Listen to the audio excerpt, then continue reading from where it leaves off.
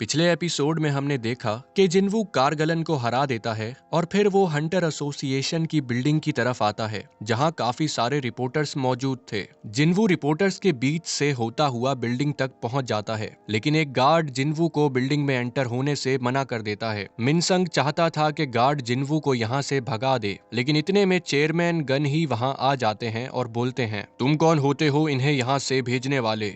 ये हमारा मेहमान है। फिर गन ही जिन्वू को अंदर ले जाता है और ये देख मिनसंग को बहुत गुस्सा आ रहा था, तो वो अपने मैनेजर को जिन्वू के बारे में जानकारी निकालने को बोलता है। फिर मिनसंग अंदर जाने लगता है, लेकिन जिनचुल उसे अंदर जाने से रोक देता है और बोलता है कि अंदर एक हंटर की इवैल्यूएशन चल रही है, तो 11 बजे तक कोई भी अंदर नहीं जाएगा। मिनसंग बोलता है, मेरी इवैल्यूएशन 11 बजे है तो मुझे अंदर जाने दो, क्योंकि रिपोर्टर्स मेरे रिजल्ट का इंतजार कर रहे हैं। फिर वो बोलता है, मेरे फादर यूजीन कंपनी के वाइस प्रेसिडेंट हैं और इतने सारे रिपोर्टर्स के सामने मुझे इग्नोर करना तुम्हें भारी पड़ेगा। जिस पर जिनचुल बोलता है, अगर तुम बड़बड़ करते रहे तो ये तुम्हें ज्यादा भारी पड़ेगा। ये सुनकर मिनसंग हिल जाता है। वहीं बिल्डिंग में जिन्वू का सामना चोई और यूनहो से होता है, जो काफी टाइम से उसका इंतजार कर रहे थे। फिर वहाँ एक इवैल्यूएशन वाला बंदा आता है और बोलता है कि इवैल्यूएशन से पहले अपनी एबिलिटीज हमें दिखाएं, तो जिन्वू एक शैडो सोल्जर समन कर देता है। ये देख गन ही बोलता है, क्या तुम कहना चाह रहे हो कि यही तुम्हारा फुल पोटेंशियल है? अब क्योंकि जिन्वू की असली ताकत रिवील हो चुकी थी, तो वो चुपचाप और शैडो सोल्जर्स समन कर देता है,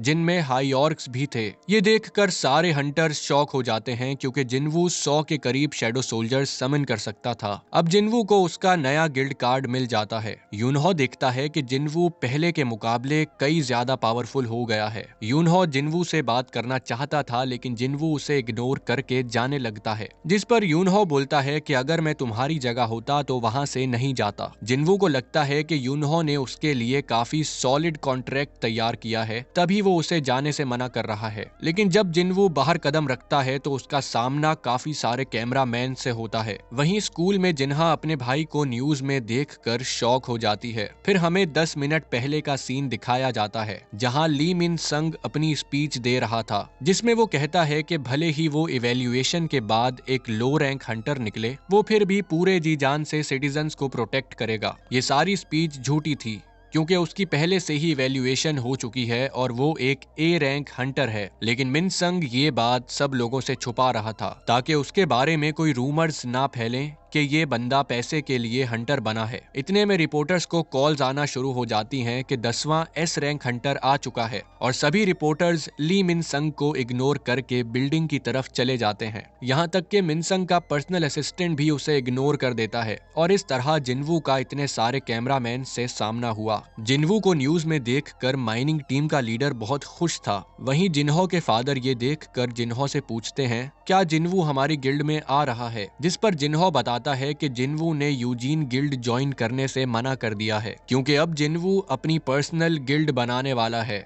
ये सुनकर जिन्हो के फादर बताते हैं कि उन्होंने ये गिल्ड पैसे के लिए नहीं बनाई, बल्कि इसलिए बनाई है कि वो अपनी फैमिली को प्रोटेक्ट कर सकें। अब हर आए दिन हंटर्स की वैल्यू बढ़ रही है, यहाँ तक कि कुछ नेशंस हंटर्स को अपना किंग मानती हैं, क्योंकि कुछ हंटर्स एस रैंक को पार करके नेशन लेवल हंटर बन गए हैं। तो तभी इन्हें अपनी गिल्ड चलाने के लिए ट्रस्टवर्दी बंदे चाहिए थे, तो अब वो यूजीन गिल्ड जिन्हो के नाम कर रहे हैं। लेकिन जिन्हो यूजीन गिल्ड का ओनर बनने से मना कर देता है, क्योंकि वो जिन्वू की गिल्ड ज्वाइन करने वाला था। सीन रिपोर्टर्स पे शिफ्ट होता है, जो जिन्वू के पीछे पड़े हुए थे। यूनहो जिन्वू से बात करना चाहता था, लेकिन जिन्वू यूनहो को इग्नोर करके रिपोर्टर्स से दूर आ जाता है। जिन्वू की स्पीड देख चोई उसकी तारीफ करता है। वहीं यूनहो हैरान था, क्योंकि जिन्वू की स्पीड इतनी तेज थी कि यूनहो उसे देख भी नहीं सका। यूनहो को पिछली मुलाकात याद आती है और वो सोचता है कि तब जिन्वू इतना स्ट्रॉन्ग नहीं था, तो फिर अब इतना स्ट्रॉन्ग और तेज कैसे हो गया।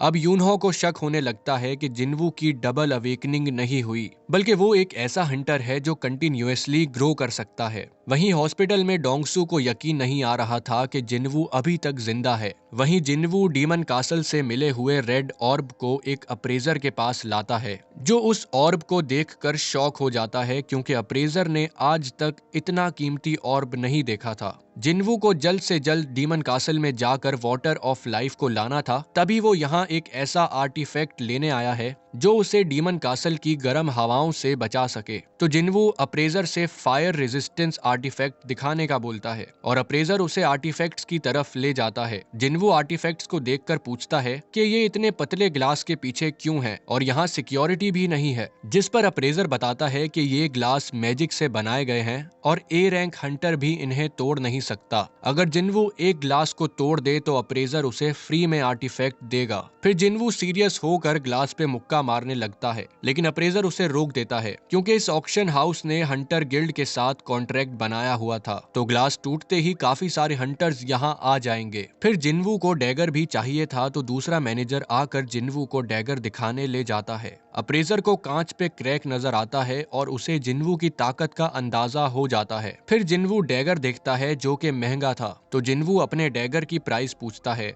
और उस डैगर की प्राइस करीब 100 मिलियन वॉन निकलती है और जिन्वू शॉक हो जाता है क्योंकि ये बहुत ज्यादा पैसे थे। वहीं यूनहो सोच रहा था कि क्या सच में कोई हंटर कंटिन्यूअसली ग्रो कर सकता है। अगर ऐसा है तो जिन्वू चाहे तो अपनी खुद की गिल्ड बना सकता है। तो उसने और चोई ने फालतू में जिन्वू के पीछे मेहनत करी। दूसरी तरफ काफी सारे रिपोर्टर्स ने जिन्वू के घर को चारों तरफ से घेरा हुआ था और जिन्हा इस चीज से काफी परेशान थी। तो जिन्वू बोलता है कि मैं नीचे जाके इनसे बात करता हूँ, लेकिन जिन्हा उसे ऐसा करने से मना कर देती है क्योंकि पहले ही जिन्वू को सोशल मीडिया पे हेट मिल रहा था क्योंकि वो रिपोर्टर्स को रिस्पॉन्स दिए बिना ही वहाँ से चला गया था। फिर दरवाजा नॉक होता है और जब जिन्वू दरवाजा खोलता है तो उसे जिन्हो नजर आता है। असल में जिन्हो के फादर ने उसे घर से निकाल दिया था क्योंकि जिन्हो ने यूजीन गिल्ड का ओनर बनने से इनकार कर दिया था। तो वो जिन्वू के घर पे रहने आया था, लेकिन जिन्वू उसके मुंह पे दरवाजा बंद कर देता है और जिन्हा को बोलता है कि मैं इस लड़के को नहीं जानता।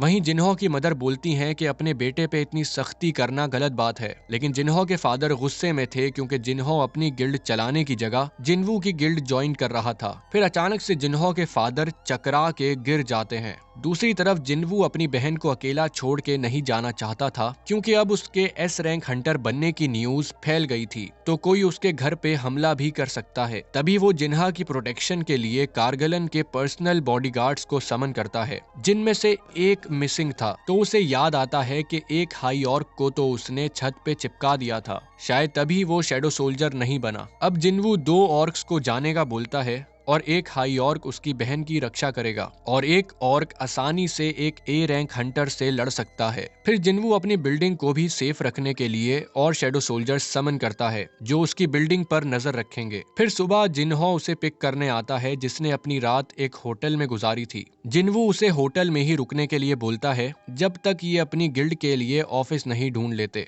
जिन्वू तो हैरान था कि आखिर कोई यूजीन गिल्ड की ओनरशिप छोड़कर उसके पीछे कैसे आ सकता है, जिसका मतलब जिन्हो सच में जिन्वू को पसंद करता है। फिर जिन्वू जिन्हो को अलविदा कहकर वहां से चला जाता है। अब जिन्वू फिर एक बार डीमन कासल में आ जाता है, लेकिन इस बार वो आर्टिफैक्ट्स के साथ आया था ताकि उसे कासल की गर्म हवा से कोई नुकसान ना हो। फिर जिन्वू को एक क्वेस्ट मिलती है जिसमें उसे डीमंस के मोनार्च बारन को मारकर उसकी सोल कलेक्ट करनी थी जो कि सबसे टॉप फ्लोर पे है। इसके बदले रिवॉर्ड में उसे जॉब स्पेसिफिक स्किल मिलने वाली थी जिसमें डोमेन ऑफ द मोनार्च उसे काफी यूनिक लगती है। फिर जिन्वू 76th फ्लोर पे आ जाता है जहां वो टस्क को खुला छोड़ देता है और टस्क अपने पावरफुल मैजिक को यूज करके उस जगह पे तबाही मचा देता है। टस्क की पावर देख जिन्वू भी शॉक हो जाता है। एवरिस ऑर्ब पकड़ने के बाद भी टस्क की पावर कम नहीं हुई तो जिन्वू को लगता है कि एवरिस ऑर्ब हर हाथ में अलग तरह से काम करता है। वहीं दूसरी तरफ जिन्हो के फादर म्यूंगन को न्यूज मिलती है कि उन्हें इटर्नल स्लम्बर नाम की बीमारी लग गई है जिसमें पेशेंट ऐसी नींद में पहुंच जाता है जिससे वो उठ नहीं सकता और पेशेंट को जिंदा रखने के लिए लाइफ सपोर्ट मशीन की जरूरत पड़ती है जो मैजिक यूज करती है। लेकिन काफी लोग इस मशीन को अफोर्ड नहीं कर पाते और गरीबी से मारे जाते हैं। ये डिजीज हंटर से निकलने वाली मैजिक एनर्जी से लगता है। डॉक्टर पूछता है क्या आपकी फैमिली में कोई हंटर है। म्योंगन को अपना बेटा याद आ रहा था। म्योंगन सोचता है कि आए दिन हंटर्स एडवांस हो रहे हैं, वहीं वो हंटर से निकलने वाली मैजिक एनर्जी को भी सह नहीं सका। इसका मतलब वो बाकी दुनिया से पीछे रह गया है। लेकिन म्योंगन हारना नहीं चाहता तो वो हार नहीं मानेगा। वहीं दूसरी तरफ एक एंट बगैर पानी में मरे जापान के आइलैंड तक पहुंच जाती है और ये एपिसोड खत्म होता है।